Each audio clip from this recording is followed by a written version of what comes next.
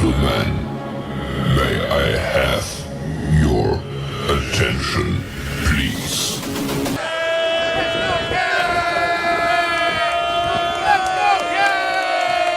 The show starts in 3, 2, 1, go. Good morning, CaneSport. It's August the 9th, 2022. I'm Gary Ferman, the publisher of CaneSport.com, joined as always by our managing editor, Matt Shodell, as we discuss the news of the day, presented as always by LifeWallet, where the time is now to take charge of your personal health. And Matt Shodell, we're now, 3 days into Cane's camp, going into 4 in a little bit here this morning. And it seems like they're working themselves into it. Yesterday was the first day in shells. They got a little more physical, I think, than they had been the first 2 days. But still a little early to draw too many conclusions about this 2022 Miami Hurricanes team, in my opinion. But one thing that I think you'll agree with me on that we probably can draw a conclusion on.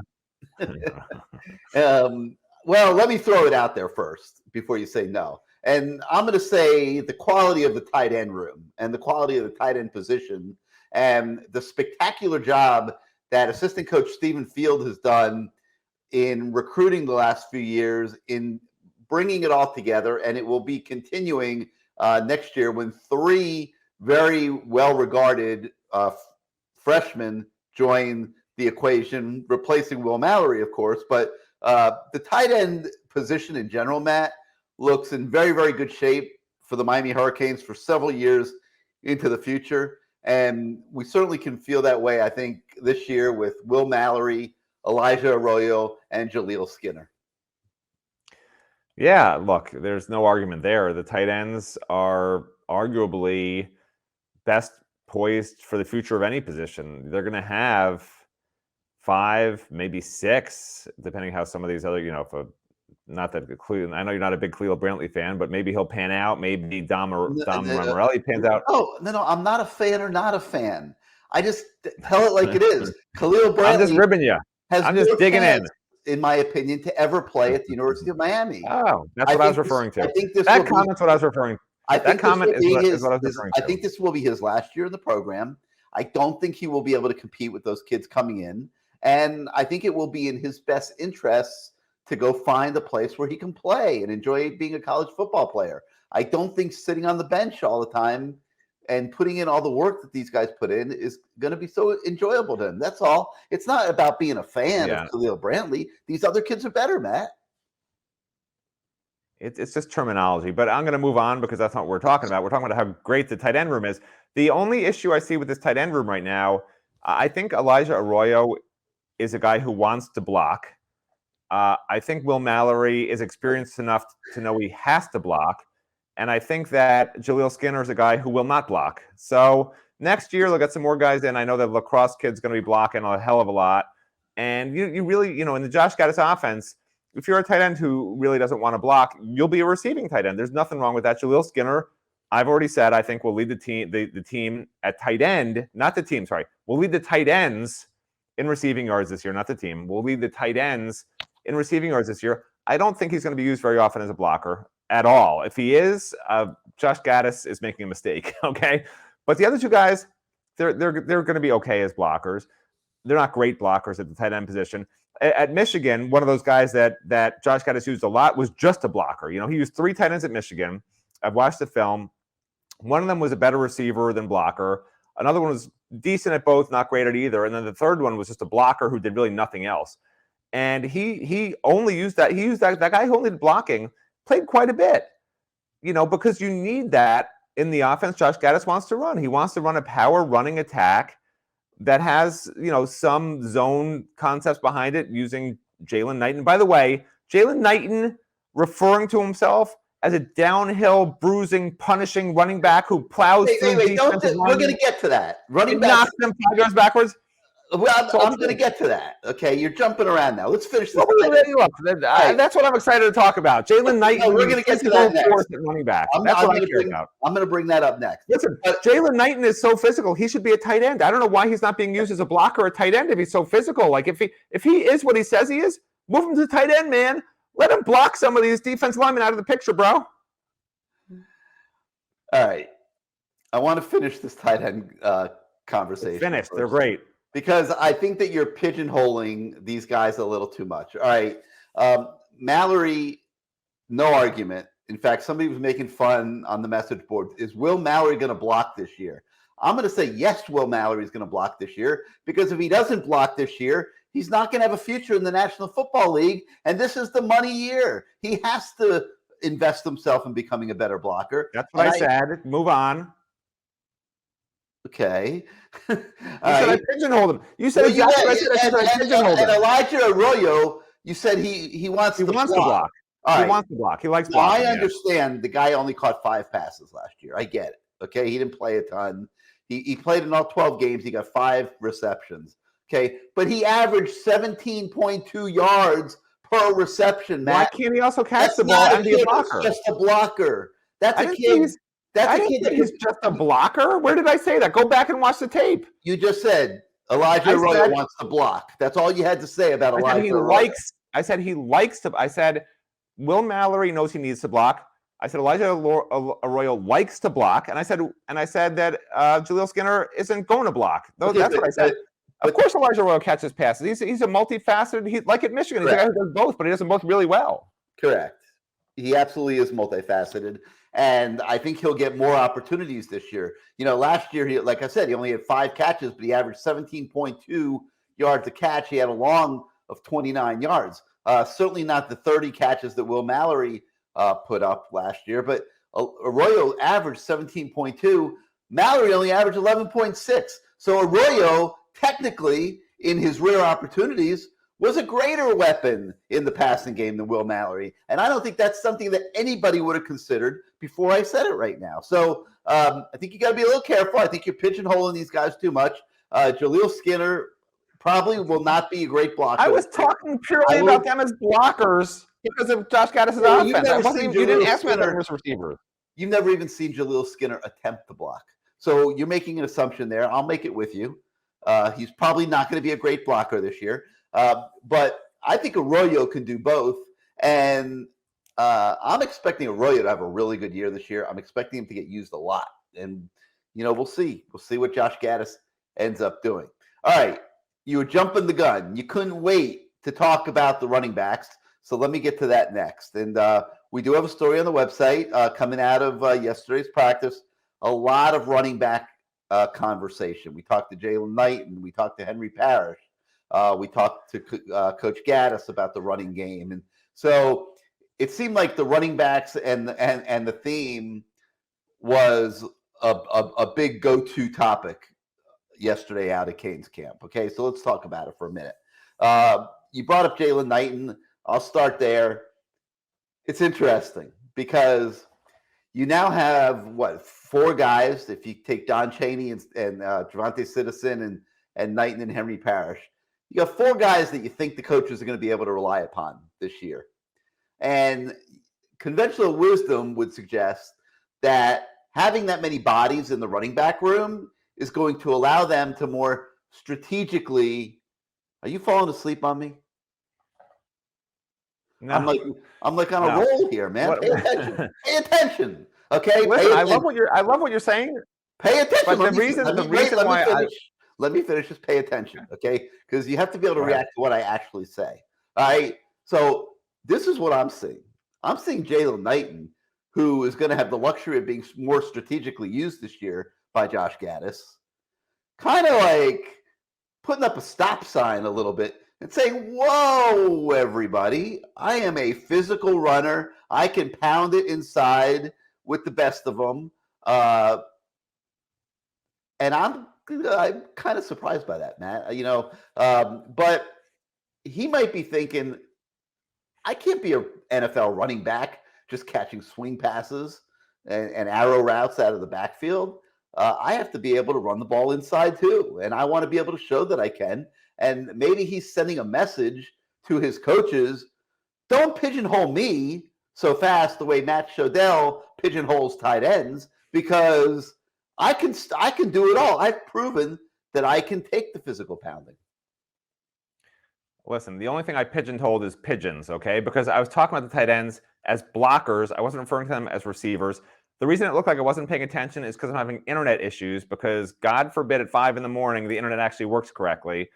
So anyway, that's because I'm stuck in here trying to be on Wi-Fi when normally I'm on I don't know if it's called DSL. I'm not a tech guy, but whatever. Normally I'm plugged into something. Now I'm on Wi-Fi. So, I don't know if I'm freezing. Hey, I'm just impressed that you could throw your wife out of bed and even have the bed made behind you by 5 a.m. I mean, that is impressive work in the Shodell household.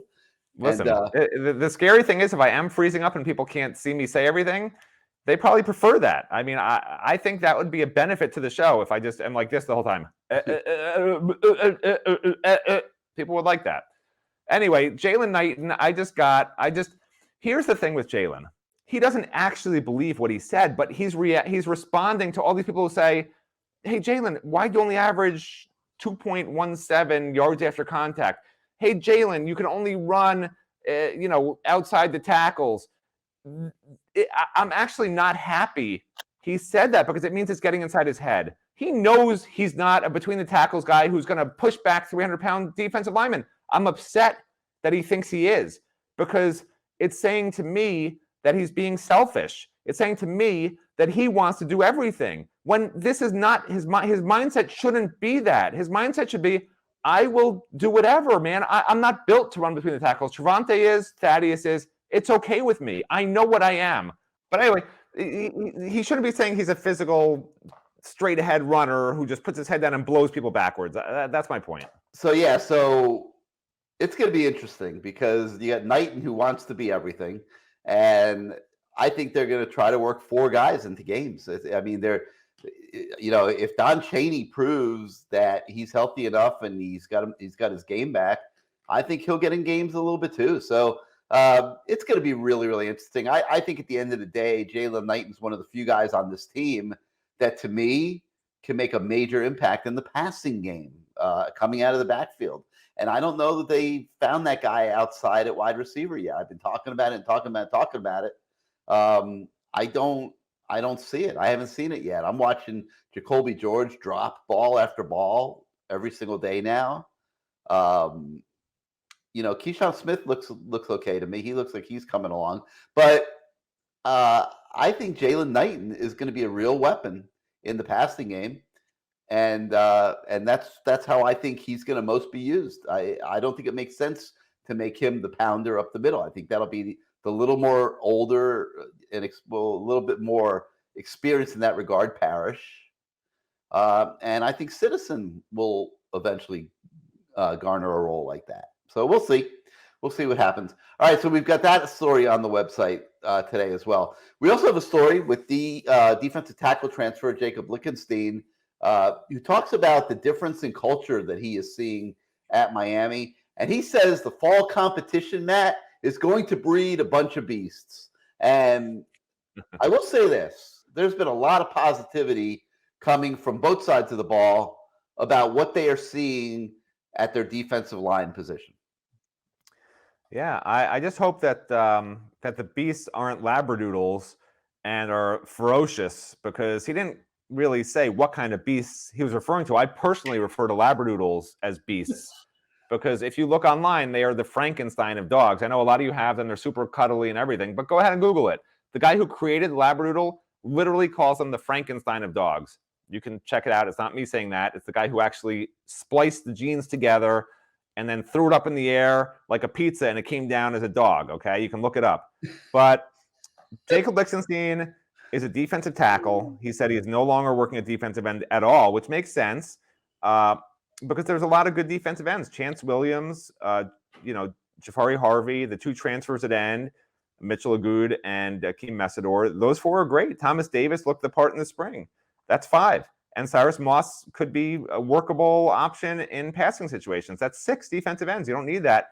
defensive tackle is such an important position. And yeah, Messidor can move inside. He doesn't want to, but he can move inside in passing situations. And you have a bunch of other options at tackle, from transfer Darrell Jackson. I know people are talking about Antonio Moultrie, but I don't think he's going to be in the rotation personally. We'll see. But then you have other guys there. Leonard Taylor, Jared Harrison Hunt are back. And even Jordan Miller is, I don't know where this came from, but like he's getting 1 reps. He's like a leader in the stretch. Like, I don't know. At some point we'll have to talk to him, I guess, for an interview. But I never thought Jordan Miller his name would come out of my mouth again after these 3 defensive tackle transfers came in, and it just came out of my mouth. Just like Labradoodle. I didn't think I'd say Labradoodle or Jordan Miller, and I said both within 5 seconds. I like Labradoodles. They're nice dogs. Everyone likes Labradoodles, but they are Frankenstein dogs. Look it up. I'm not making that up. Why are they? Google Labradoodle Frankenstein. But why? Save us the time. Why? Because the okay. Have you been with Labradoodles a lot? Yeah. What's wrong with them? So I'm gonna Google Labradoodle Frankenstein, and you sort of here the headline on CNN: Labradoodle. And I don't want to go on CNN, Fox News. It's just the first thing that came up. Labradoodle creator says he regrets "quote unquote" Frankenstein's monster, and he inadvertently unleashed the monster. This guy who created it says he opened the Pandora's box, released the Frankenstein monster. Okay, I guess he's saying it's unethical, ruthless people breeding the dogs without thinking of the health of their offspring. He's saying a lot of these dogs have basically gone insane, and that like when Brashan Forsay's eyes water, quote, "It must be an agony all the time." So he's saying the breeding got out of control to the point that these dogs are now Frankensteins that are essentially insane animals that just look very cute. Okay, I have never heard anybody who owns one say that, but we'll take his word for it. Yeah, you don't call your children insane either. Like, these dogs are basically people's children. They're not going to call them insane. However, the creator has called them insane. All right, so there's a few more stories. Listen. Aaron Feld looks like a sane person compared to a Labradoodle. That's basically what this guy's saying. That's one intense dude, man, by the way. Wow. I love that guy. People are like all upset about the interview we did. I love the interview we did. There's nothing. By the way, speaking of which, I went, Gary, you witnessed this. I voluntarily went into the 20-degree Fahrenheit cold room at practice today. Yeah. And then Gary shut the door behind me, and I thought he was going to barricade me in there for a little while. I thought about it. I thought you were. You looked like you were. I didn't have any lock. I could see it going through your head. Like, let's keep Matt in that cold room for a while and see what happens. I saw it in your eyes. It did. I got to see how long you could stand in shorts in 20 degrees. Find out what kind of man you are. I got a little of that William Golding vibe from you. And for those of you who don't know William Golding, I absolutely he wrote a book called Lord of the Flies, and Gary would have that conch shell. If we were on that island, Gary would have the conch shell, and I'd be the first one on the menu for them to all sacrifice.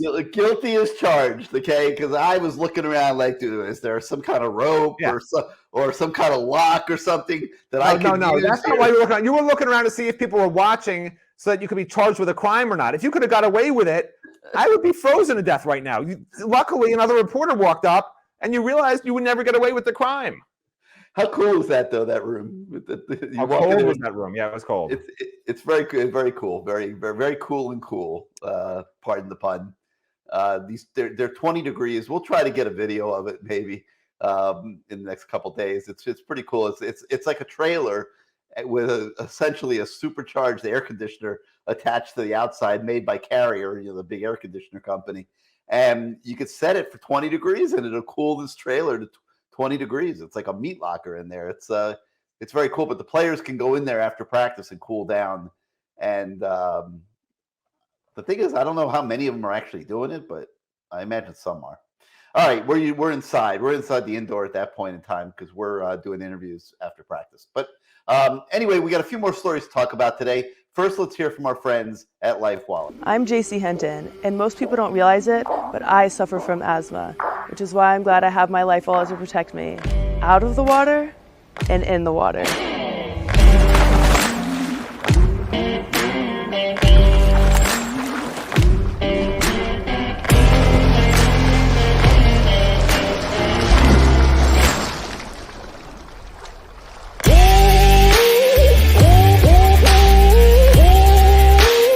don't have to hold your breath.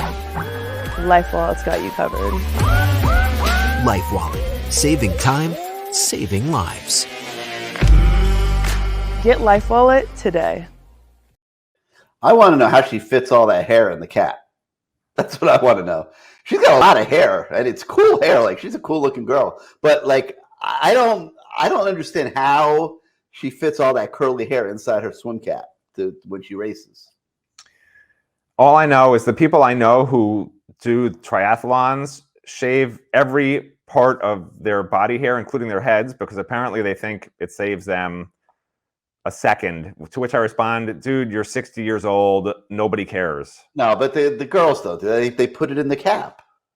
Yeah, when they swim. I guess. I don't know. I'm not, they put it in the cap, but she has a lot. That's a big head of hair she's got there.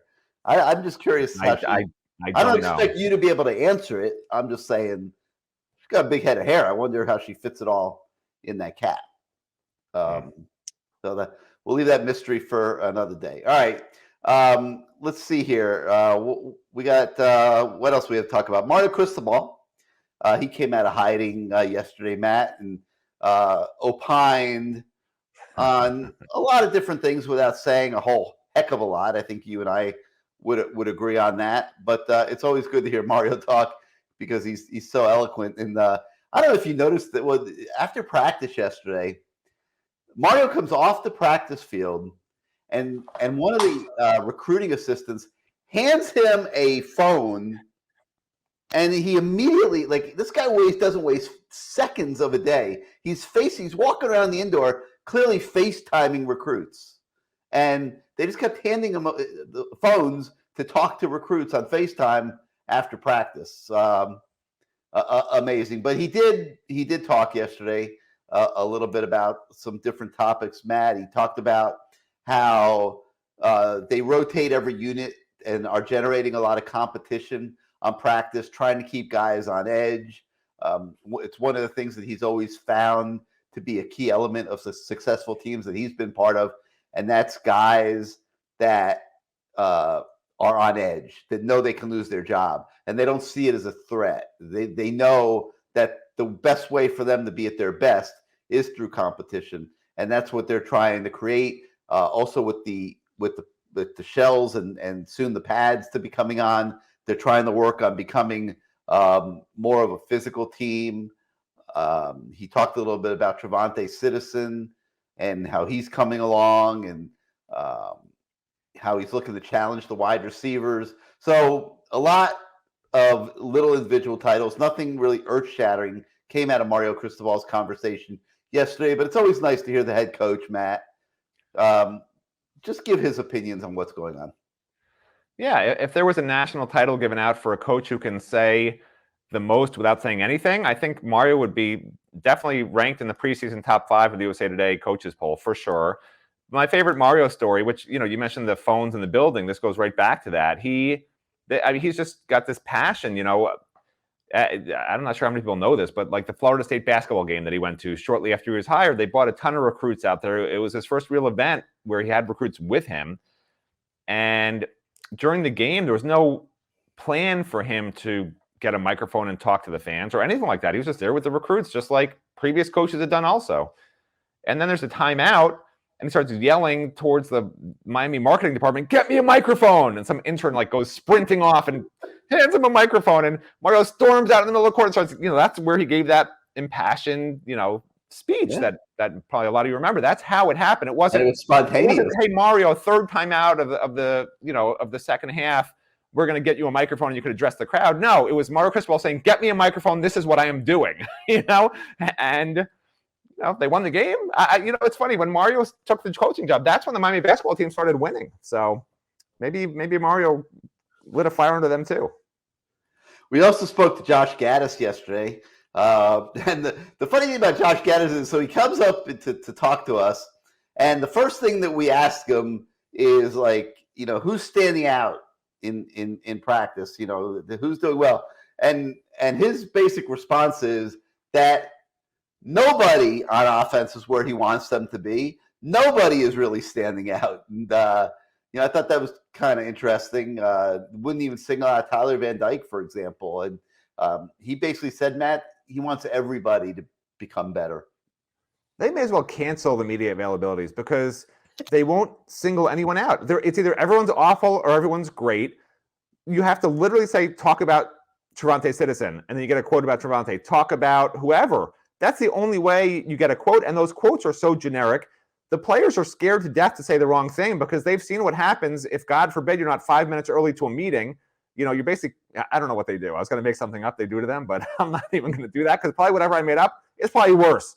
It's probably like you read that story about the New England Patriots guy who overslept his alarm because his battery ran out for the New England Patriots practice. So he intentionally crashed his car on the way to the facility so he'd have an excuse for why he was late. So, it's that's if you're that scared of Bill Belichick, I think that's the effect Mario has on some of these players. They're going to toe the line. They're going to not say anything provocative. And as reporters, it's a little disappointing, but I understand it. It's hard to get great stuff. I hope you guys are hanging in there with the stories every day and still are interested in them. I mean, we're trying to make them as interesting as possible, but the truth of the matter is Josh Gaddis didn't have a lot of revealing stuff to say. He did say that Colby Young is adjusting, talked about him a little bit. When asked about Colby Young. Yeah. Didn't single him out. True.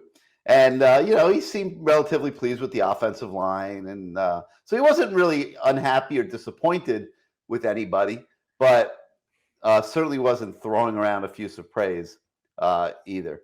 In the meantime, Matt, the USA Today coaches poll came out on Monday. And that was kind of interesting, I thought, because I'm not sure everybody's going to be real pleased with where the Hurricanes stacked up in that. It essentially picks Miami number 2 in the Coastal and the 4th best team in the ACC. And that tells me that people aren't respecting Miami just yet. And I think the onus is going to be on Miami. They're going to have the opportunity week 3 when they go to Texas A&M to put themselves on the map, so to speak, Matt. I think it's funny because some of the message board posters were celebrating like, wow, look at this respect. We're number 17 in the country, and we've been awful for 20 years. What they didn't really look at was, why is Pittsburgh ahead of us when the ACC media, who hates us, picked us well? Like, Pittsburgh was way behind Miami in that ACC poll. We linked to it on the front page story yesterday. Yep. And, they're 4th in the ACC behind, who was it? I guess NC State, Wake Forest, Clemson, and Pittsburgh. Or 5th. Were they 5th? 4th or 5th, whatever. Maybe Wake Forest was just behind Miami. That's what it was. They were basically 4/5 in that poll. That's not good. If that's how it ends this season, that's not good enough. They shouldn't be 2nd in the Coastal and 4th or 5th in the ACC, even though it is, like I've said, 60% returning Manny Diaz team. I mean, Pittsburgh lost their star quarterback. We've got back our star quarterback who outplayed their star quarterback, who was a first-rounder last year. So the offense is still going to should be really good. The defense will be better. I have no doubt the defense will be better. So, there's no reason, no justification for Miami being ranked behind Pittsburgh. That annoys me, just as a reporter, not even as a fan. Just as a reporter, that annoys me. It makes no sense. Yeah, it really did. And I don't know what people really like Pittsburgh. They got them ranked number 16th in that poll. They got a transfer quarterback who's got to mesh with everybody. They lost their best receiver. When your best receiver leaves, it's basically saying, I don't think this offense is for me. I don't think this quarterback's going to get me the ball enough. One of those two. Neither's really good. Their defensive line was undersized last year. It's not going to be much better this year, size-wise. I know they make plays and everything, but that's generally against weak Coastal teams and a weak non-conference schedule. Like, I don't know, man. I think Pittsburgh might be the 3rd best team in the Coastal. That's just me. And for whatever reason, they really like them, people around the country. I don't understand it. I looked at Pittsburgh's team. I did a full preview on them. I don't get it. I think Virginia has a chance to be better than Pittsburgh. I don't think North Carolina is going to be. I know some people think they'll be pretty good. I don't particularly think so, but I think Virginia has of all the teams in the Coastal that has a chance to surprise people. I actually think Virginia might be the surprise team in the Coastal. Not Pittsburgh, in my opinion. All right. The other thing that we have on the website is a lot of video from practice. So you can see that. You can go on our YouTube channel, check that out. Make sure you give us some subscribes and some likes. Like I said, every day, it helps us with the algorithms and stuff with YouTube. I'm also going to put our subscription information on the screen right now. We've got that $1 site move special for all Miami fans, whether you've been with us in the past or not. We want to unite the fan base. We want to bring everybody together, get your friends, bring them to CaneSport.com. We hope they'll like what they find once they get there. And we've got this $1 special it's our gift, essentially, to the fan base. It was something that we were able to negotiate into our deal in moving from Rivals to On3. You know what we should do? You know what we should do, Gary? Yeah. We should have an event where people can just bring $1 bill to us, and we'll just register. We'll just register them. Sign them up. Yeah, and we'll just register them. We'll register. We should pick a day. Pick a day. Come out to UM. We'll pick a spot and register people. Just hand us $1. It could be 100 pennies. I don't even care. That'd be kind of fun. It's a great idea, but I think the rules are they have to register themselves. So who makes the rules? I don't know. It's policy. So there's no fraud or whatever. I don't know.